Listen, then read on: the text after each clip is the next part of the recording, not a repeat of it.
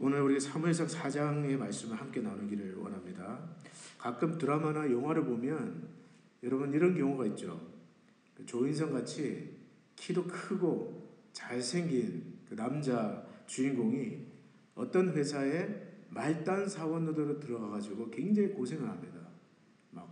이 맨 말단으로 들어가가지고 구박을 받으면서 상사에게 쫑구를 먹기도 하고 욕을 들어가면서 일을 배우죠.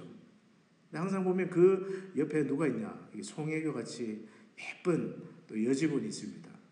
사랑에 빠지기도 하고요.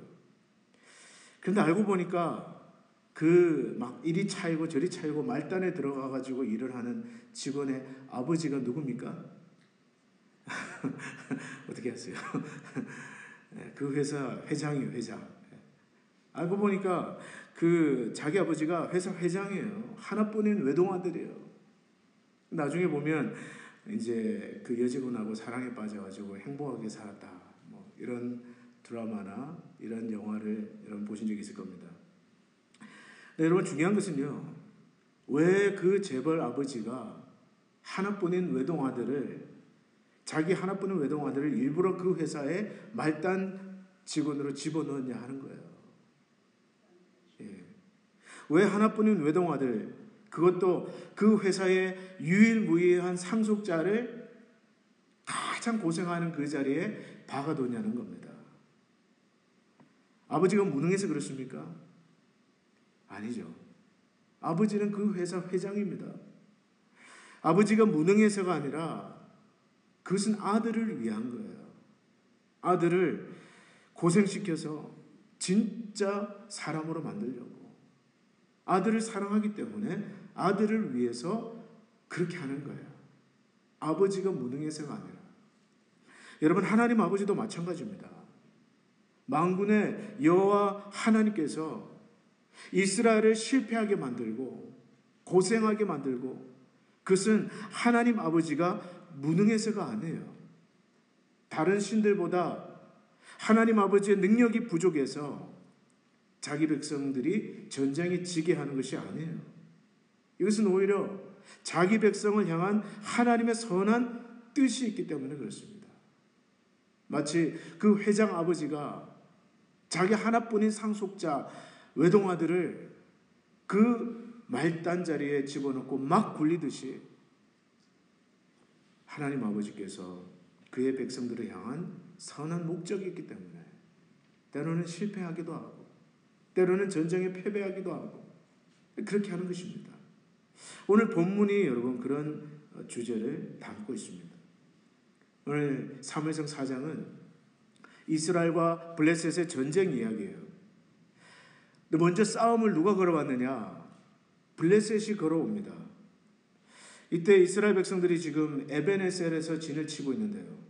에벤에셀의 뜻은 도움의 돌이라는 뜻입니다. 도움의 돌. The stone of help. 도움의 돌. 그래서 여러분 어떤 성경학자들은 아마 이 이스라엘 백성들이 지형적으로 싸움하기에 유리한 고지를 먼저 차지했을 것이다. 그렇게 생각을 합니다. 이것이 맞다면 이 이스라엘 백성들은 아마 승리를 자신했을지 몰라요.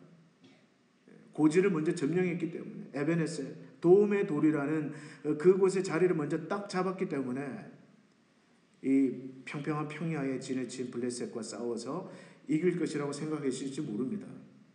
근데 여러분 전쟁의 결과가 어떻게 됐죠? 오늘 말씀을 읽어보면 첫 번째 전쟁에서 2절 말씀해 보시면요. 블레셋 사람들이 이스라엘에 대하여 전열을 벌이니라. 그 둘이 싸우다가 이스라엘이 블레셋 사람들 앞에서 패하여 그들에게 전쟁에서 죽임당한 군사가 4,000명 가량이더라. 첫 번째 싸움에서 지형적으로 유리한 고지를 점령했는데도 불구하고 4,000명이 블레셋 사람의 칼에 엎드려집니다. 아마 큰 충격을 받았을 거예요. 근데 싸움에 지고 돌아온 이 패잔병들에게 이스라엘의 장로들이 싸움에 진 원인에 대해서 뭐라고 이야기하느냐. 5절 3절 말씀 한번 보시겠어요? 3절 같이 읽어봅니다. 시작. 백성이 진영으로 돌아오매 이스라엘 장로들이 이르되 여호와께서 어찌하여 우리에게 오늘 블레셋 사람들 앞에 패하게 하셨는고 여호와의 언약궤를 실로에서 우리에게로 가져다가 우리 중에 있게 하여 그것으로 우리를 우리 원수들의 손에서 구원하게 하자 하니. 여러분 무슨 말입니까? 이 싸움에서 지고 돌아온 이스라엘 백성들에게 이스라엘 백성들의 장로들이 해석하기를 이 싸움에서 진 이유는 언약궤를 안 가지고 나갔기 때문에 진 것이라는 거예요. 그래서 그들은 사람들을 실로로 보내서 여호와의 언약궤를 가지고 옵니다.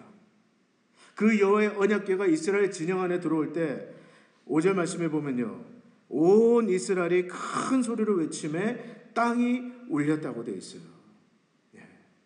여러분 무슨 뜻입니까? 이제 승리는 우리의 것이라는 거예요. 여호와의 언약궤를 가지고 왔으니 이제 다음 싸움에서 싸우면 반드시 우리가 이길 것이다.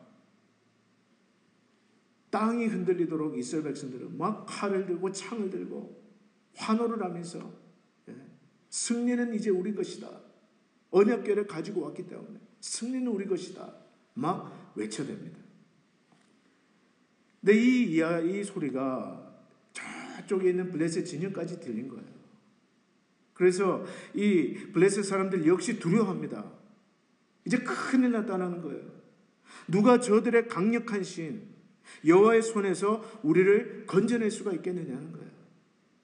저 이스라엘 백성들이 믿는 여호와 하나님은 크고 능하신 팔로 저들을 애굽의 신에서 건져낸 그러한 신이 아니냐는 거예요.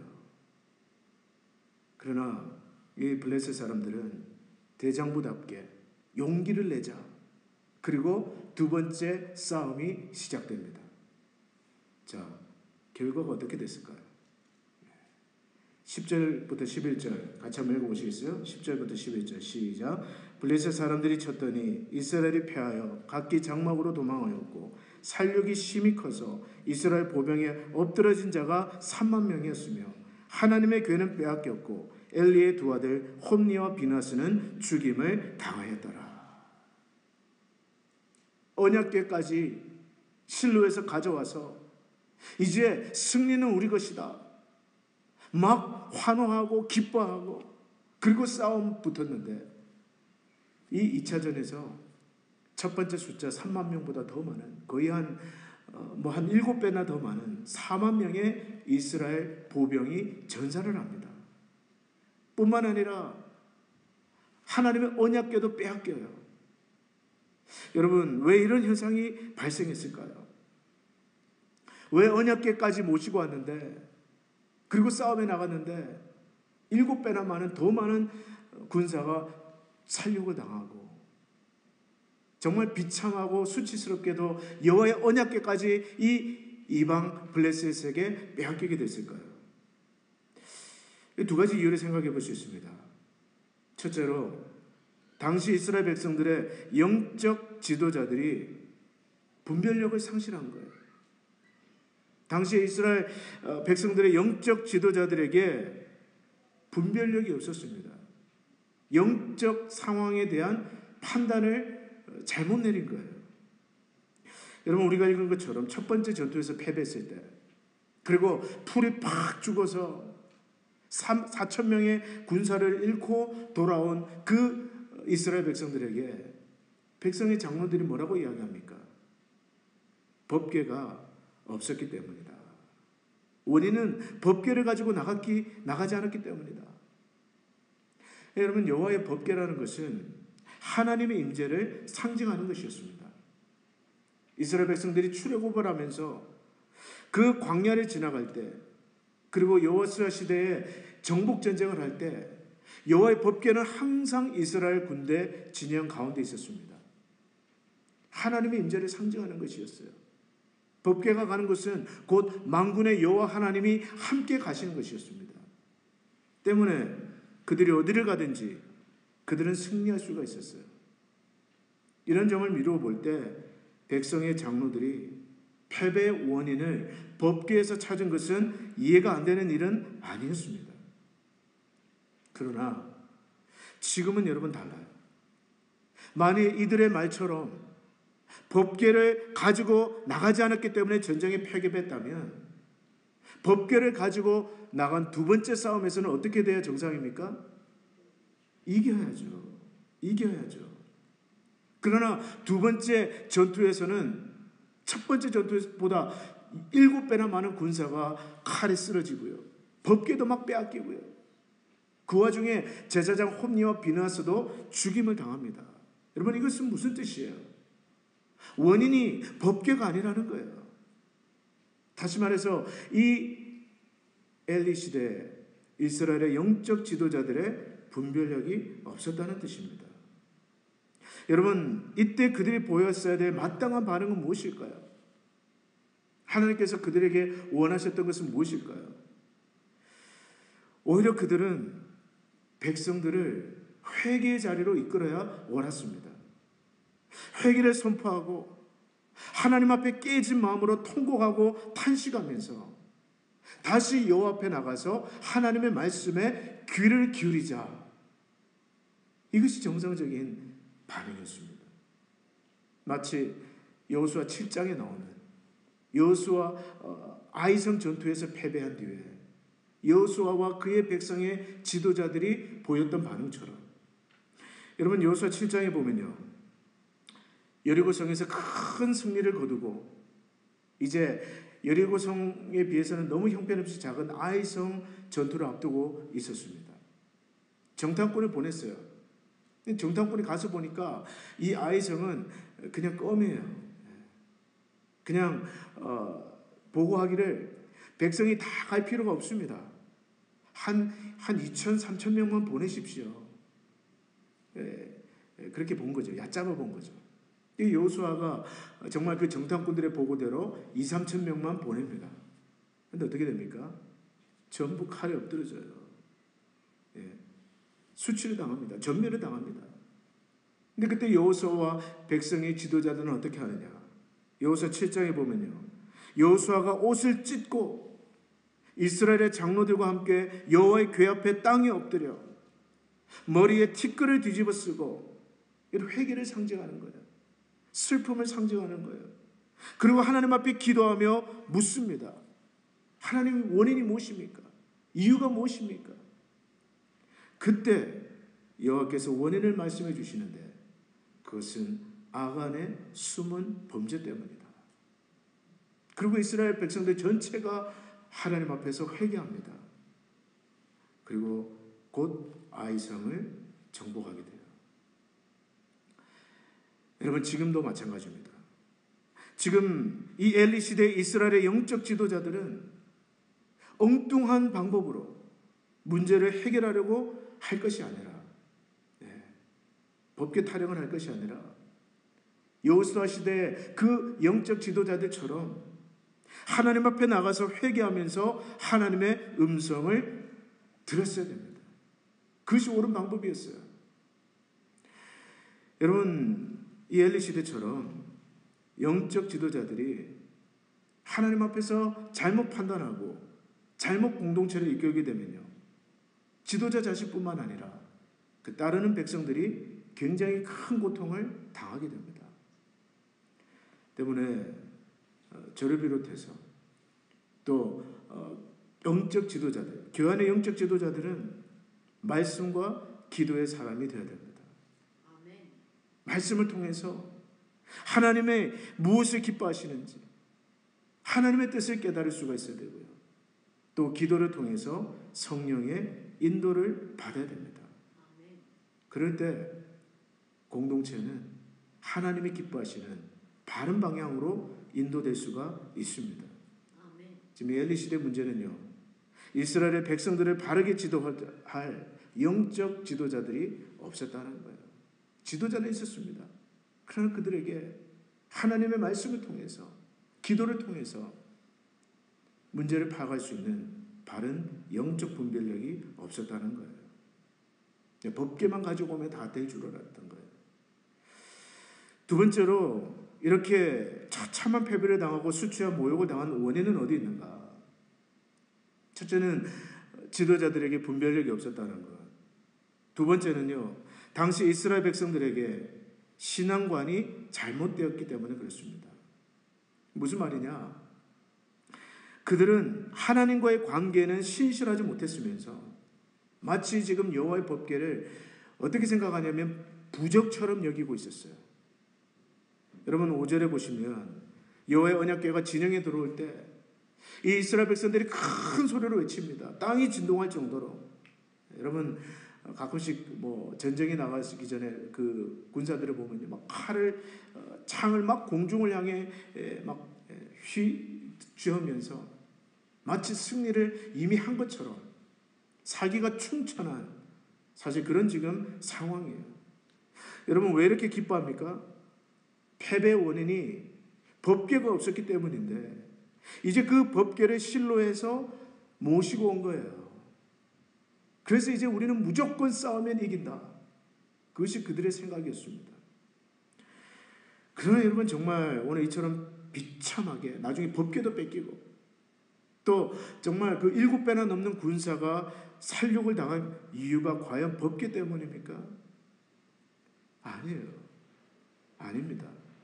이건 법궤 문제가 아니라 당시에 그 영적 지도자였던 엘리 집안이 타락하고 덩달아 이스라엘 백성들이 하나님 보시기에 잘못된 길로 걸어갔기 때문에 하나님께 드려지는 그 예배가 비웃음을 당하고 멸시를 당하고 그 시대 이스라엘 백성들이 전반적으로 하나님과의 관계에서 신실하지 못했기 때문에 그래서 수치를 당하고 있는 거예요. 그런데 그들은 뭐라고 생각하고 있습니까? 지금 우리가 하나님과 우리와의 관계가 어찌되었든 법궤만 있으면 된다.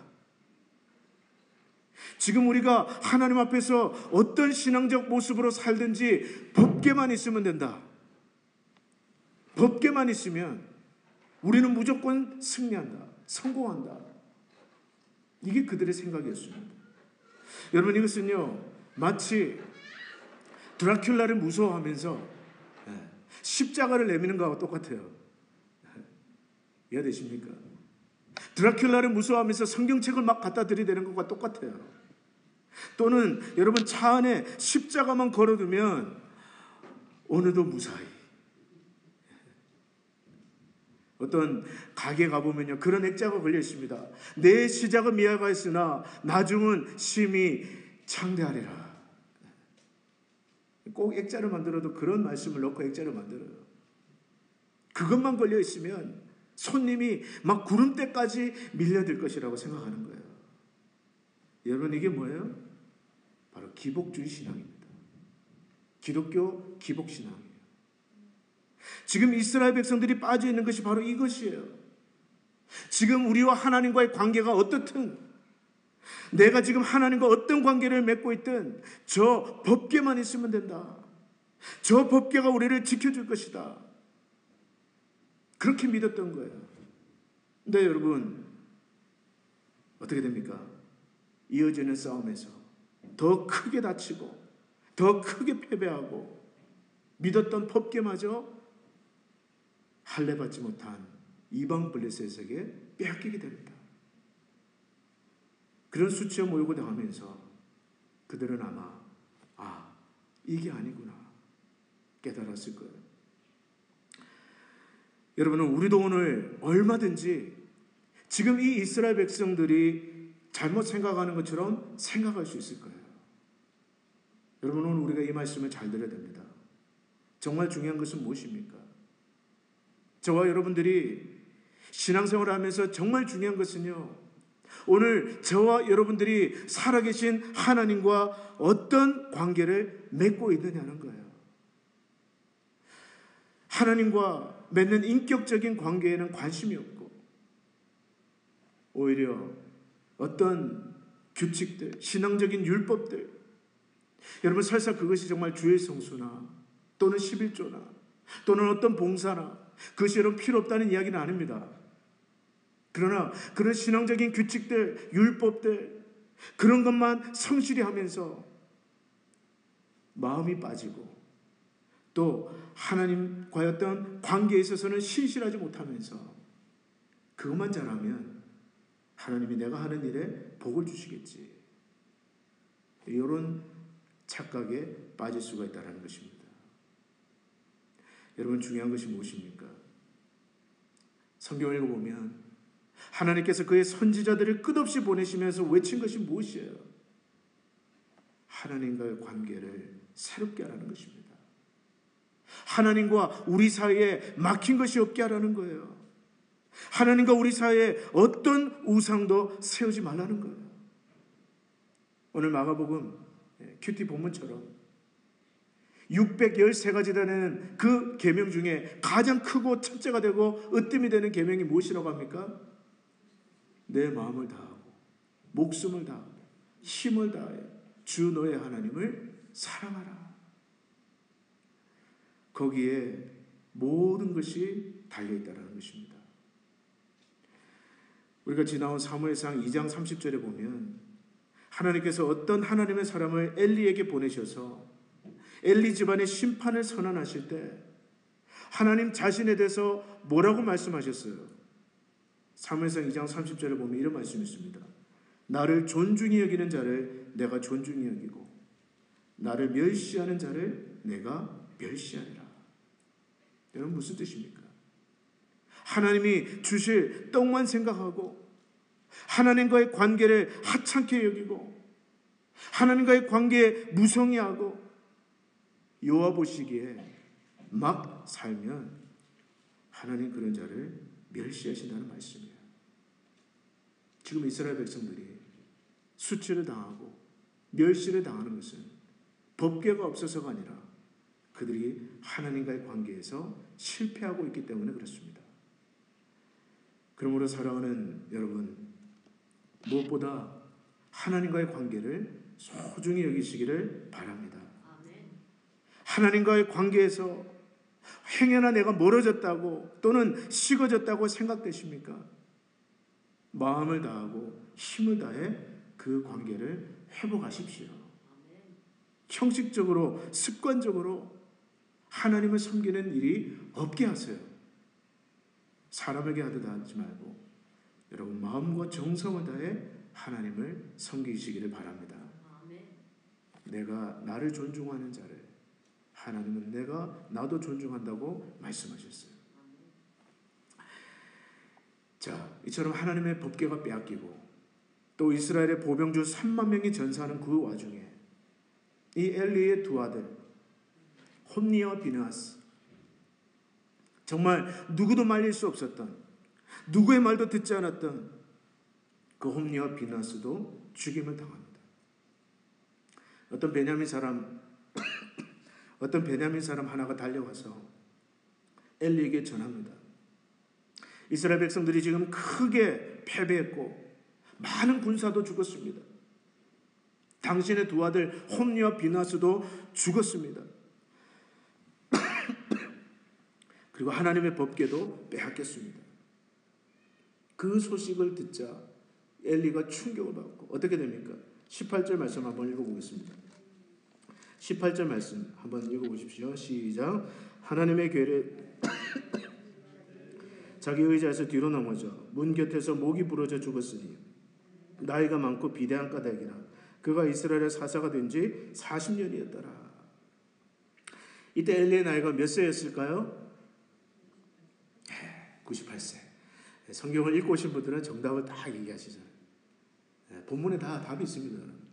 이때 엘리의 나이가 98세였고 보니까 몸이 굉장히 비대한 까닭이에요.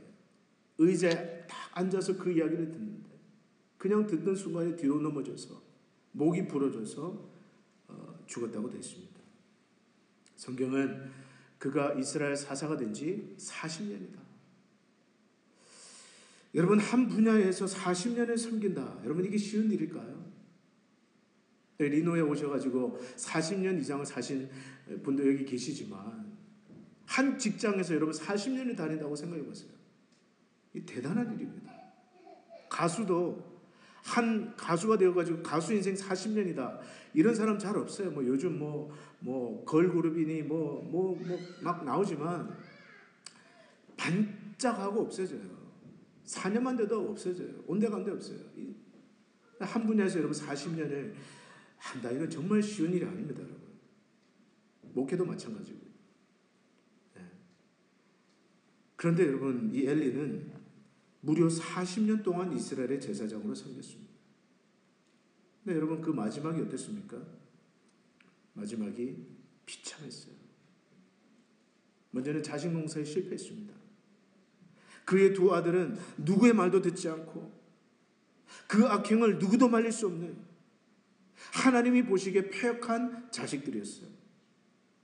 그 결과 전쟁에서 그 두 아들은 한날에 죽임을 당합니다. 그 집안에 대한 하나님의 말씀이 철저하게 이루어진 거예요. 뿐만 아니라 이 엘리 자신도 노년에는 영적으로 혼미해졌어요. 제사장이었지만 그는 하나님의 음성을 들을 수가 없었습니다. 자기도 하나님의 음성을 못 듣는데 누구에게 하나님의 음성을 들려주겠어요? 여러분, 여기서 우리는 오늘 무엇을 깨닫습니까? 저와 여러분은 늘 영적으로 깨어 있어야 되지만 특별히 마지막 순간까지, 노년에 이르기까지 늘 영적으로 깨어 있도록 힘써야 됩니다. 유종임이라고 하잖아요. 마지막이 아름다워야 된다. Finishing well. 여러분, 이것은 저의 기도 제목이기도 합니다. Finishing well. 저도 제가 생각하는 목회의 성공은 그거예요. 제가 마지막까지, 정말 죽는 그 순간까지 하나님 앞에 영광 가리지 않는 것. 여러분, 마라톤 42.19km를 출발할 때 많은 사람들이 정말 의욕에 넘쳐서 달리기를 준비하지 않습니까? 막 제자리 뛰면서 막 빽빽한 사람들이 출발선에서 딱 기다리고 있습니다. 근데 나중에 여러분 결승점에 도착할 때는 여러분 어떻습니까? 그 많은 사람들 다 어디 갔습니까? 한두 명이 그냥 계속 달리기를 하고 결승점에 들어옵니다. 여러분, 신앙생활을 하는 모습을 보면요, 꼭 마라톤과 같아요. 처음에는 정말 막 뜨겁습니다. 의욕이 대단해요. 목회자들도 마찬가지입니다. 신학교 가면요, 한 클래스에 20명이 있으면 마지막까지 정말 영예롭게 목사로 은퇴하는 사람은 20%, 2%도 안 된다는 거예요. 여러분, 열정 중요합니다. 처음 시작할 때, 여러분이 처음 직분을 받았을 때, 그때를 한번 생각해 보세요. 집사님이든 권사님이든 장로님이든 목회자든 선교사든 처음에는 정말 여러분 감격하지 않습니까? 내가 주를 위해서 한번 열심히 해봐야 되겠다. 그런 열정도 중요하지만 더 중요한 것은 무엇입니까? 끝까지 이 영적 경주를 완주하고 마지막까지 결승전에 도착하는 거예요. 그래서 여러분, 한경재 목사님에게 많은 후배 목사들이 찾아가서 목사님 한 말씀만 해주십시오. 그 자리에 모인 후배 목사들에게 한경재 목사님 그렇게 말씀하셨다고 하잖아요. 목사님들, 죽을 때 목사로 죽으시오. 죽을 때 목사로 죽으시오. 저는 여러분들이 마지막 순간에 기도의 사람으로 죽을 수 있기를 축복합니다. 아멘. 여기 이 자리에 앉아 계신 여러분들, 마지막 순간에도 거룩한 성도로 죽을 수 있기를 축복합니다. 아멘. 마지막 순간에 여러분 예배자로 죽을 수 있기를 축복합니다. 아멘. 그런 비전을 가지십시오, 여러분. 저도 이왕이면 설교하다가 죽고 싶습니다. 설교하고 마지막 그날 설교하고 그 다음에 집에 가서 죽고 싶어요.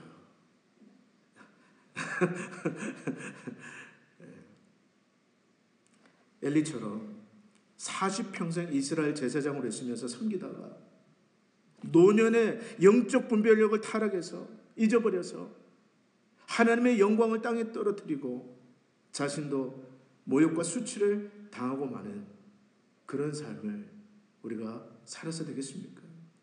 이 자리에 있는 여러분들은 아무도 그런 삶을 살지 않으리라고 저는 믿습니다. 이런 정말 소란이 벌어지고 있는 상황에서 이 엘리의 며느리이자 비느하스의 아내였던 한 여인이 그 임신을 하고 있었어요.